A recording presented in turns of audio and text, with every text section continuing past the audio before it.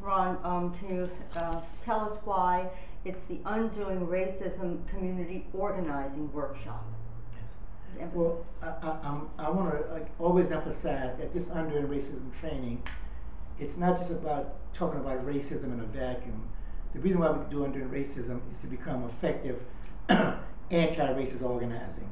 And I want to make this distinction between anti-racist organizing and organizing, because to do organizing, you're talking about giving people skills and tools.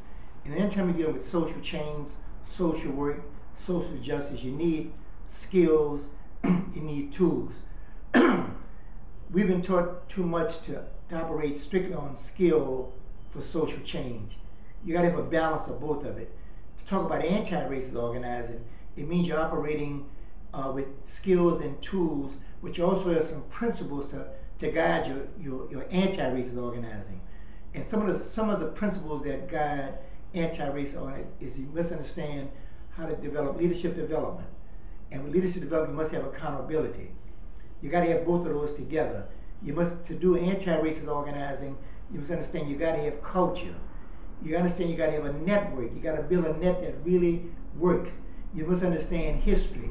So anti-racist organizing is guided by principles. What do we mean by leadership development? Leadership development means when you're working on social justice issues, you don't let the issues use you. You have to use the issues to develop leadership. If you're only operating out of issue syndrome mentality, you'll be doing it the rest of your life. That's not how we believe anti-racist organizing. You should take an issue that you're working on, whether it's housing, health, any kind of injustice issues.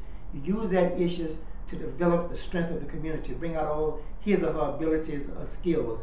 That's called internal dynamics of leadership development. But as you begin to do leadership development, you can't do that. You can't develop a leader and say, now we got a leader developed. How do you keep that leadership accountable? How do you keep them focused? So accountability is that you have to be responsible for the people that you represent, which is the community, your system, your institution, your church. That's the part of who you're accountable to. So when you got a leader, that leader must be accountable to the constituency that it says is concerned about, whoever that constituency might be. But also that constituency you can't just be accountable to that constituency. That constituency got to be also accountable to another level of people that they have to bring up. These have to go hand in hand.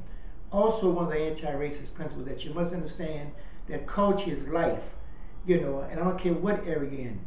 So you got to respect the culture. You get your life from the culture.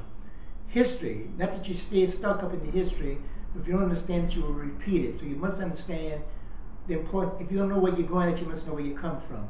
So history is very important. And we talk about networking. Everybody uses that word networking very loosely. But we're saying you got a net is like having a true, say, a fisherman net.